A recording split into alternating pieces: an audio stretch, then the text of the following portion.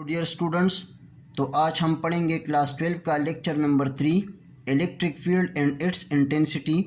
Electric field और इसकी intensity के बारे में आज हम पढ़ेंगे। इलेक्ट्रिक फील्ड क्या होती है इसके बारे में पढ़ते हैं। पॉजिटिव चार्ज और नेगेटिव चार्ज के केस में इलेक्ट्रिक फील्ड कैसे बनती है इसके बारे में पढ़ेंगे। इलेक्ट्रिक फील्ड लाइंस के बारे में पढ़ेंगे और इलेक्ट्रिक फील्ड इंटेंसिटी के बारे में पढ़ेंगे।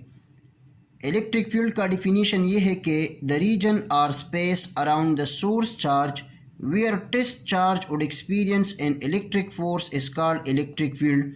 ये अगर हमारे पास एक चार्ज है जिसको हमने इसका नाम दिया हुआ है, ये सोर्स चार्ज को रिप्रेजेंट करता है। अब अगर हम एक टेस्ट चार्ज को इस सोर्स चार्ज की तरफ लाते हैं तो टेस्ट चार्ज जो है ये अपने ऊपर सोर्स चार्ज की वजह से फोर्स को महसूस करता है। जिस रीजन में ये टेस्ट चार्ज अपने ऊपर सोर्स चार्ज की वजह से फोर्स को महसूस करती है उस रीजन को हम कहते हैं इलेक्ट्रिक फील्ड। यानी जिस रीजन में ये टेस्ट चार्ज अपने ऊपर सोर्स चार्ज की वजह से जिस रीजन में अपने ऊपर फोर्स को महसूस करता है उस रीजन को हम कहते हैं इलेक्ट्रिक फील्ड। यानी इस पॉइंट पर जो टेस्ट चार्ज है इस पर सोर्स चार्ज की वजह से फोर्स जो है ये बहुत ज़्यादा कम है। और अगर हम इस टेस्ट चार्ज को इस सोर्स चार्ज की तरफ लाते हैं तो इस जगह पर टेस्ट चार्ज के ऊपर सोर्स चार्ज जो है ये फोर्स लगा रहा है, तो हम कह सकते हैं कि यहाँ पर इस सोर्स चार्ज की वजह से इलेक्ट्रिक फील्ड बनती है। इस पॉइंट पर सोर्स चार्ज की वजह से टेस्ट चार्ज पर फोर्स महसूस होती है, तो इस रीजन को हम कह सकते हैं कि ये इलेक्ट्रिक फील्ड है। इसी तरह इस रीजन पर टेस्ट चार्ज जो है ये अपने ऊपर सोर्स चार्ज की वजह से फोर्स को महसूस करता है, तो इस पॉइंट को हम कहते हैं कि इस पर या इस रीजन तक सोर्स चार्ज की वजह से इलेक्ट्रिक फील्ड बनती है। या इसी तरह यहाँ पर सोर्स चार्ज की वजह से इलेक्ट्रिक फील्ड बनती है, यहाँ पर तो सोर्स चार्ज के इर्द गिर्द जो इलेक्ट्रिक फील्ड बनती है ये एक्चुअली स्फीरिकल फॉर्म में बनती है। यानी अगर हम किसी भी साइड से अगर टेस्ट चार्ज को लाते हैं सोर्स चार्ज की तरफ, तो सोर्स चार्ज जो है वो टेस्ट चार्ज को उसी डायरेक्शन में रिपेल करता है। तो हम कह सकते हैं कि सोर्स चार्ज के इर्द गिर्द जो है इलेक्ट्रिक फील्ड बनती है स्फीयर के फॉर्म में। अब अगर सोर्स चार्ज को हम देखें तो ये एक पॉजिटिव चार्ज है और ये इलेक्ट्रिक फील्ड बना रहा है रेडियली आउटवर्ड। यानी ये इस टेस्ट चार्ज को इस डायरेक्शन में रिपेल करता है, इस टेस्ट चार्ज को इस डायरेक्शन में रिपेल करता है, इसको इस डायरेक्शन में रिपेल करता है, इसको इस डायरेक्शन में। तो हम कह सकते हैं कि पॉजिटिव चार्ज के केस में इलेक्ट्रिक फील्ड जो है ये रेडियली आउटवर्ड है। Positive source charge make their field radially outward. यानी पॉजिटिव चार्ज जो है ये अपनी फील्ड को रेडियली आउटवर्ड बना रहा है। और अगर हम नेगेटिव चार्ज को देखें तो ये पॉजिटिव टेस्ट चार्ज को अट्रैक्ट करता है। हर एक साइड से नेगेटिव चार्ज जो है ये पॉजिटिव चार्ज को अपनी तरफ खींच लेता है। तो हम कह सकते हैं कि in case of negative charge electric field direction is radially inward. तो पॉजिटिव चार्ज के केस में इलेक्ट्रिक फील्ड आउटवर्ड होगा, रेडियली आउटवर्ड, और नेगेटिव चार्ज के केस में इलेक्ट्रिक फील्ड जो है ये रेडियली इनवर्ड होगा। अब अगर हमारे पास दो चार्जेस हैं पॉजिटिव और नेगेटिव, तो पॉजिटिव चार्ज से इलेक्ट्रिक फील्ड जो है इलेक्ट्रिक फील्ड लाइंस ये ओरिजिनेट होती है और नेगेटिव पर टर्मिनेट होती है। तो पॉजिटिव चार्ज से इलेक्ट्रिक फील्ड लाइंस निकलते हैं और नेगेटिव पर टर्मिनेट होते हैं। तो हम कह सकते हैं कि इलेक्ट्रिक फील्ड का डायरेक्शन जो है ये पॉजिटिव चार्ज से नेगेटिव चार्ज की तरफ होगा। The direction of electric field is from positive charge to the negative charge.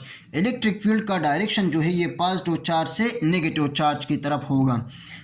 यानी इसका मतलब ये भी हुआ कि इलेक्ट्रिक फील्ड जो है ये एक वेक्टर फील्ड है। चूँकि इलेक्ट्रिक फील्ड को एक स्पेसिफिक डायरेक्शन की ज़रूरत है, डायरेक्शन इसका पॉजिटिव चार्ज से नेगेटिव चार्ज साइड की तरफ है, तो इलेक्ट्रिक फील्ड जो है ये हम कह सकते हैं कि ये एक वेक्टर फील्ड है।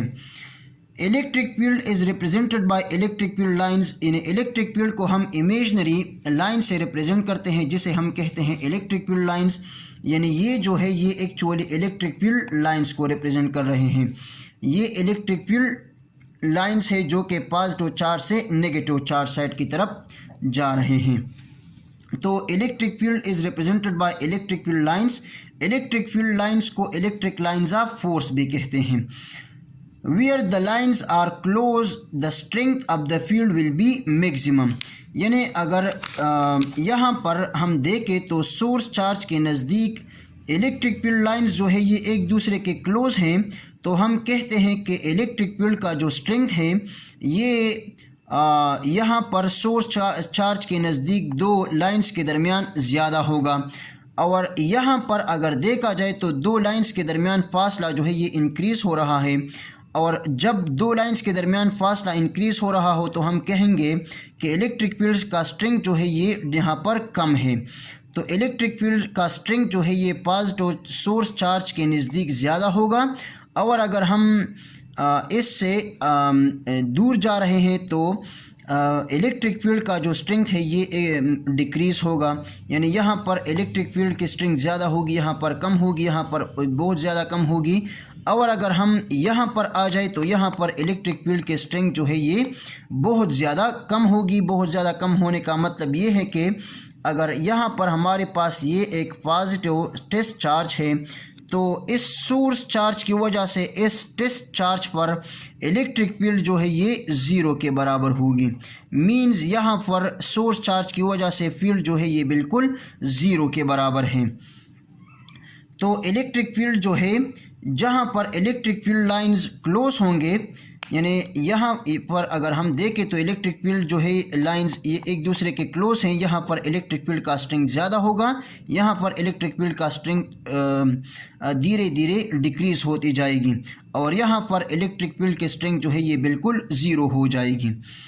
Electric field lines are perpendicular to the surface of the charge. यानी इलेक्ट्रिक फील्ड ये लाइंस जो है ये इस चार्ज के सरफेस को परपेंडिकुलर होगी। इंशाल्लाह हम इलेक्ट्रिक फील्ड लाइंस की कैरेक्टरिस्टिक में ये सब पढ़ेंगे कि इलेक्ट्रिक फील्ड लाइंस की कैरेक्टरिस्टिक जो है ये क्या होती है। तो कैरेक्टरिस्टिक में हम बहुत सारा एक्सप्लेनेशन लाएंगे इलेक्ट्रिक फील्ड लाइंस के ऊपर। इलेक्ट्रिक फील्ड इंटेंसिटी की तरफ आते हैं। इलेक्ट्रिक फील्ड इंटेंसिटी को हम इस तरह डिफाइन करते हैं कि force on a unit test charge inside the electric field is called electric field intensity. यानी जब अगर हम इलेक्ट्रिक फील्ड में किसी टेस्ट चार्ज को रख दें और फोर्स जो है टेस्ट चार्ज पर जो महसूस होगी, तो उस टेस्ट चार्ज पर फोर्स जितना ज़्यादा होगा इलेक्ट्रिक फील्ड इंटेंसिटी उतनी ज़्यादा होगी, और फोर्स जितना कम होगा इलेक्ट्रिक फील्ड इंटेंसिटी उतनी कम होगी। तो इलेक्ट्रिक फील्ड के अंदर किसी टेस्ट चार्ज पर फोर्स, उस फोर्स को अगर हम डिवाइड कर दें यूनिट टेस्ट चार्ज पर, तो हम कहते हैं कि ऐसे कहते हैं इलेक्ट्रिक फील्ड इंटेंसिटी। मैथमेटिकली हम इसको इस तरह डिफाइन करते हैं कि इलेक्ट्रिक फील्ड इंटेंसिटी हमारे पास बराबर होती है फोर्स डिवाइडेड बाय चार्ज। यानी force on a unit charge inside the electric field is called electric field intensity. Electric field के अंदर टेस्ट चार्ज पर जो फोर्स महसूस होती है इसे कहते हैं electric field intensity. Electric field intensity को हम रिप्रेजेंट करते हैं ई से, और नेचर ऑफ द क्वांटिटी में आ जाएगा कि electric field intensity is a vector quantity. Electric field भी एक वेक्टर फील्ड है और इसकी इंटेंसिटी भी एक वेक्टर क्वांटिटी है। मैथमेटिकली इलेक्ट्रिक फील्ड इंटेंसिटी को हम इस तरह डिफाइन करते हैं कि इलेक्ट्रिक फील्ड इंटेंसिटी जो है ये force on a unit charge इसके बराबर होती है, या आप ये भी कह सकते हैं कि force per unit positive test charge is called electric field intensity. Force per unit test charge is also called electric field intensity. Electric field intensity की यूनिट आ जाएगी फोर्स का यूनिट न्यूटन और चार्ज की यूनिट कूलम।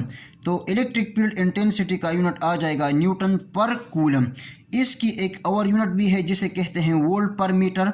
वोल्ट पर metre जो है ये Newton पर कूलम के बराबर होती है। यानी ये कैसे बराबर होती है, यहाँ पर मैंने इसे प्रूव किया हुआ है। न्यूटन पर कूलम जो है ये बराबर होती है वोल्ट पर मीटर के।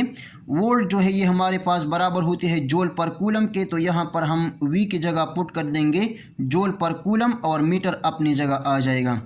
अब जूल जो है ये हमारे पास बराबर होती है न्यूटन मीटर के, तो यहाँ पर जूल की जगह हम पुट कर देंगे न्यूटन मीटर। नीचे मीटर और ऊपर मीटर ये एक दूसरे के साथ कैंसिल हो जाएंगे और न्यूटन पर कूलम हमारे पास बराबर हो जाएगा न्यूटन पर कूलम। तो इलेक्ट्रिक फील्ड इंटेंसिटी का यूनिट जो है ये न्यूटन पर कूलम है या वोल्ट पर मीटर है, दोनों जो है आप लिख सकते हैं। अब आते हैं एक्सप्लेनेशन की तरफ। Electric field intensity gives us strength and direction of the electric field, यानी इलेक्ट्रिक फील्ड इंटेंसिटी जो है ये एक सिंगल वेक्टर फिजिकल क्वांटिटी है और ये हमें दो चीज़ें देता है, एक हमें strength of the electric field देता है और दूसरा हमें direction of the electric field देता है। जिस डायरेक्शन में टेस्ट चार्ज पर फोर्स होगा सोर्स चार्ज की वजह से, उसी डायरेक्शन में इलेक्ट्रिक फील्ड इंटेंसिटी होगा, यानी इलेक्ट्रिक फील्ड इंटेंसिटी का डायरेक्शन हम फोर्स से मालूम करेंगे। जो डायरेक्शन फोर्स का होगा वही डायरेक्शन इलेक्ट्रिक फील्ड इंटेंसिटी का होगा। So thank you very much and all the very best of luck.